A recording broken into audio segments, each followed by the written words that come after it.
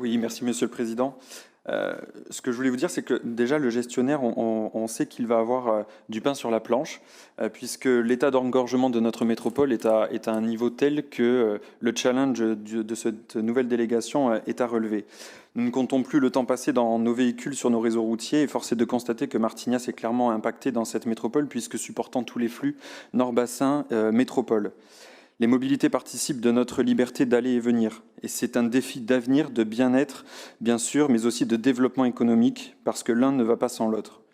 Il me paraît évident que si la situation ne s'améliore pas rapidement, nous risquons la décroissance, une baisse d'attractivité, et nous savons bien que si notre territoire ne s'adapte pas aux besoins de nos populations, alors le dynamisme économique s'en trouvera perturbé, et une partie d'entre elles cherchera à en partir. Or, les atouts de notre territoire sont grands et nombreux. À Martignas, plus de 600 emplois chez Dassault Aviation, pas desservis par les transports en commun. Un camp militaire de 1000 personnels, pas desservis par les transports en commun. 2 zones d'activité, pas desservies par les transports en commun. Le point noir reste donc bien celui des transports. Pour exemple, la Liane 11, qui met plus de 40 minutes pour faire les 3 km qui séparent nos deux communes, Monsieur le Président, aux heures de pointe, et notamment pour rejoindre l'aéroport, qui est pourtant un des plus gros secteurs d'emploi de la partie ouest de notre métropole.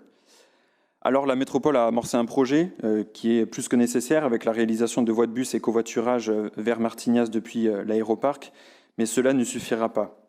Avec ce nouveau schéma, pour les 8000 habitants de Martignas, il est toujours impossible, notamment, de rejoindre la grande ville voisine qu'est Saint-Médard-en-Jalles, pourtant avec de nombreux services pour les habitants de Martignas-sur-Jalles.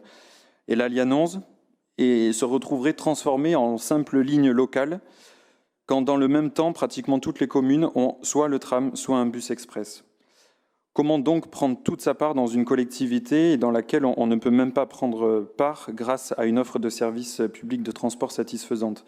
C'est une question aussi d'égalité, parce que l'impératif d'égal accès à l'offre de transport se pose clairement, et notamment quand c'est grâce au versement des entreprises et qu'aucune entreprise de Martignas n'est concernée par une desserte.